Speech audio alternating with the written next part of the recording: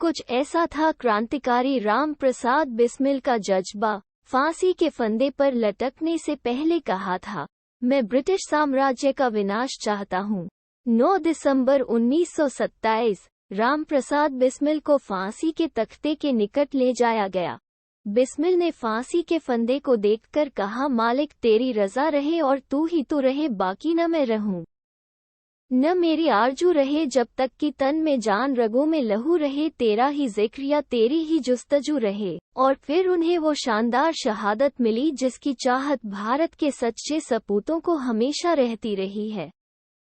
जब बनारसी दास चतुर्वेदी के द्वारा लिखित किताब आत्मकथा राम प्रसाद बिस्मिल में ये बातें पढ़ते हैं तो मूंछों पर ताव देता एक नौजवान का चेहरा नजर आने लगता है, जो ब्रितानिया हुकूमत की आंखों में आंखें डाल कर कह रहा है, सरफरोशी की तमन्ना अब हमारे दिल में है, देखना है जोर कितना बाजुए कातिल में है। आज के ही दिन यानी 11 जून 1897 में उत्तर प्रदेश के शाहजहांपुर जिले में क्रांतिकारी राम प्रसाद बिस्मिल का जन्म हुआ था। ये भारत माँ के वो सच्चे सपूत थे जिन्होंने ऐतिहासिक काकोरी कांड को अपने साथियों के साथ मिलकर अंजाम दिया। हालांकि बाद में बिस्मिल को गिरफ्तार कर लिया गया और 19 दिसंबर 1927 को उन्हें गोरखपुर की जेल में फांसी पर चढ़ा दिया गया। काकोरी कांड के अलावा राम प्रसाद बिस्मिल को उनकी बहुआयामी प्रतिभा के लिए भी याद किया जाता है। उन्हें शायर या कवि, साहित्यकार या इतिहासकार या फिर अनुवादक कुछ भी कहें वो सब सही होगा। बिस्मिल ने कुल 11 किताबें लिखी थी। हालांकि सारी अंग्रेजी हुकूमत ने जब्त कर ली। जो गजल बन गई बिस्मिल की प्रतीक, उसे किसने लिखा था? सरफरोशी की तमन्ना अब हमारे दिल में है। ये ऐसी पंक्ति है जो सुनते ही बिस्मिल का चेहरा याद आ जाता है। कई लोगों का मानना है कि ये गजल खुद राम प्रसाद बिस्मिल ने लिखी थी, लेकिन ये सच नहीं है। दरअसल इसके असली रचयिता राम प्रसाद बिस्मिल नहीं बल्कि बिस्मिल अजीमाबादी हैं। हालांकि बिस्मिल ने इस गजल को इतना गाया कि यह उनके नाम से प्रसिद्ध हो गई। इस गजल पर कई इतिहासकार शोध कर चुके हैं। यहाँ तक कि बिस्मिल अजीमाबादी के पोते मुनव्वर हसन ने भी इस गजल को लेकर अपनी बात रखते हुए कहा था कि उनके दादा की ये गजल 1922 में ही सबाह नामक पत्रिका में छपी थी। बाद में अंग्रेजी हुकूमत ने इस गजल पर प्रतिबंध लगा दी। बता दें कि बिस्मिल अजीमाबादी का असली नाम सैयद शाह मोहम्मद हसन था और वो पटना के पास बिगहा गांव में 1901 में पैदा हुए थे। काकोरी कांड और बिस्मिल समेत 4 आज़ादी के सिपाहियों की शहादत भारत के स्वाधीनता आंदोलन में काकोरी कांड एक महत्वपूर्ण घटना रही। दरअसल 1922 में महात्मा गांधी द्वारा चलाए गए असहयोग आंदोलन अपने चरम पर था कि तभी गोरखपुर जिले के चौरा चौरी में एक घटना हुई। भड़के हुए कुछ आंदोलनकारियों ने एक थाने को घेरकर आग लगा दी, जिसमें 22-23 पुलिसकर्मी जलकर मर गए थे। इस हिंसक घटना से दुखी होकर महात्मा गांधी ने तुरंत असहयोग आंदोलन वापस ले लिया। असहयोग आंदोलन बंद करने से निराशा का माहौल छा गया था और फिर 9 अगस्त 1925 को क्रांतिकारियों ने काकोरी में एक ट्रेन में डकैती डाली थी। इसी घटना को काकोरी कांड के नाम से जाना जाता है। काकोरी कांड का मकसद अंग्रेजी सरकार का खजाना लूटकर उन पैसों से हथियार खरीदना था ताकि अंग्रेजों के खिलाफ युद्ध को मजबूती मिल सके। काकोरी ट्रेन डकैती में खजाना लूटने वाले क्रांतिकारी हिंदुस्तान रिपब्लिक एसोसिएशन (HRA) के सदस्य थे।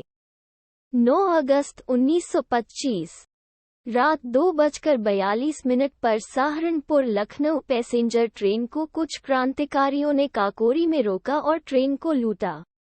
काकोरी कांड का नेतृत्व राम प्रसाद बिस्मिल ने किया था। इस घटना के बाद बड़ी संख्या में अंग्रेजी सरकार ने गिरफ्तारियां की। सब पर मुकदमा लगभग 10 महीने तक लखनऊ की अदालत में चला और राम प्रसाद बिस्मिल, राजेंद्रनाथ लाहिड़ी, रोशन सिंह और अशफाक उल्ला खां को फांसी की सजा सुनाई गई। चारों ने एक एक कर फांसी के फंदे को चूमा। 17 दिसंबर 1927 को सबसे पहले गांडा जेल में राजेंद्रनाथ लाहिड़ी को फांसी दी गई।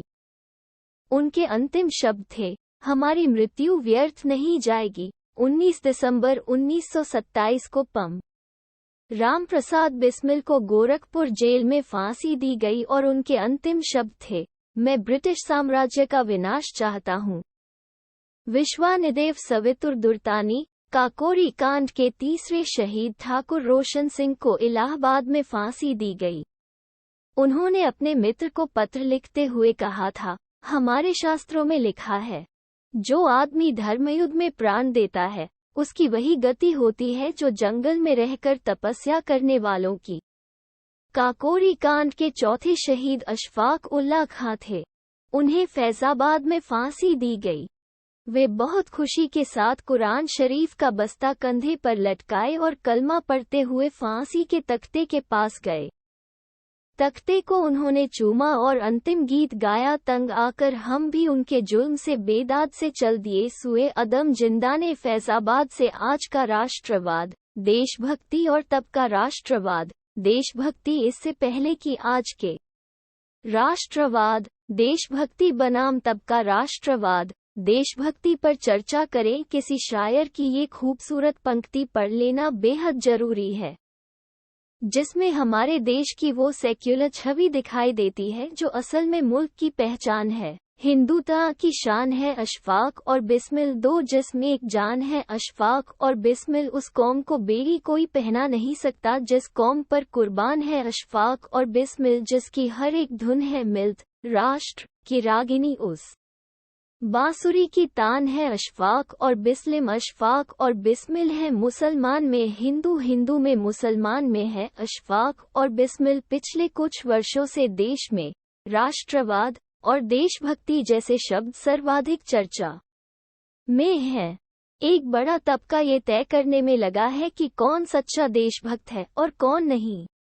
राष्ट्रवाद और देशभक्ति जैसे शब्दों का इस्तेमाल कर नफरत फैलाई जा रही है। हर कोई अपने हिसाब से राष्ट्रवाद की परिभाषा भी तय कर रहा है, वो परिभाषा जो महात्मा गांधी, राम प्रसाद बिस्मिल, अशफाक उल्लाह खान या रविंद्रनाथ टैगोर की परिभाषा से कोसों दूर है। आज उसी को सच बताया जा रहा है। ऐसी स्थिति में आज फिर से विचार करने की जरूरत है कि क्या राष्ट्रवाद धर्म पर आधारित हो सकता है। अगर आपका जवाब हाँ है तो आपने जरूर राष्ट्रवाद की परिभाषा कहीं व्हाट्सएप पर पढ़ी होगी, क्योंकि अगर आप टैगोर का राष्ट्रवाद या देशभक्ति पर विचार पढ़ेंगे तो पता चलेगा कि उनके लिए राष्ट्र में रहने वाले लोग सर्वाधिक महत्वपूर्ण थे और वो लोग किसी एक या दो मजहब से नहीं बल्कि सभी से मजहबों से संबंध रखने वाले थे। टैगोर जानते थे कि भारतीय समाज, संस्कृति और परंपरा में खुलकर अपनी बात कहने की प्रथा है, इसलिए उन्होंने साफ साफ कहा था, जब तक मैं जिंदा हूँ मानवता के ऊपर देशभक्ति की जीत हावी नहीं होने दूंगा। इतना ही नहीं, उन्होंने राष्ट्रवाद को 1917 में ही मानवता के लिए खतरा बता दिया था। टैगोर ऐसा कह पाए क्योंकि उस वक्त विचारों पर बौद्धिक बहस हुआ करता था, न कि आज की तरह अलग विचार रखने वालों को या असहमत होने वालों को दूसरे मुल्क भेज देने की बात होती थी। टैगोर के राष्ट्रवाद पर विचार और आज के राष्ट्रवाद में कितना अंतर है, इसको समझने के लिए नोबेल पुरस्कार विजेता और प्रख्यात अर्थशास्त्री अमर्त्य सेन की किताब द आर्गुमेंटेटिव इंडियन का जिक्र जरूरी हो जाता है। इस किताब में एक चैप्टर टैगोर के नाम है। इसका शीर्षक है टैगोर और उनका भारत। जब आप टैगोर और उनका भारत अध्याय पढ़ेंगे तो देखेंगे इसमें अमर्त्य सेन ने टैगोर के विचार बताते हुए लिखा है कि टैगोर का राष्ट्रवाद उस राष्ट्रवाद से बिल्कुल अलग है जो पहले विश्व युद्ध के बाद इटली और जर्मनी मॉडल से उपजी राष्ट्रवाद की अवधारणा है।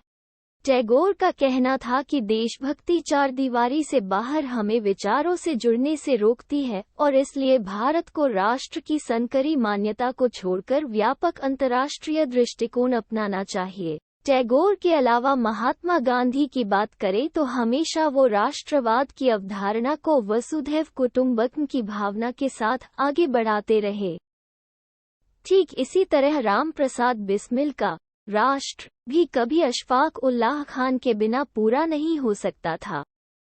आज इतने सालों बाद जब हम गांधी, बिस्मिल, अशफाक उल्लाह खान जैसे अनेक महान स्वतंत्रता आंदोलन के सिपाहियों के बारे में सोचते हैं और उनकी देशभक्ति और राष्ट्रवाद की तुलना आज से करते हैं तो लगता है कि आज लोगों ने नकली राष्ट्रवाद का झंडा और नफरत का एजेंडा चला रखा है, जिससे सबसे ज्यादा चोट देश के सेक्युलर सोच को लगा है।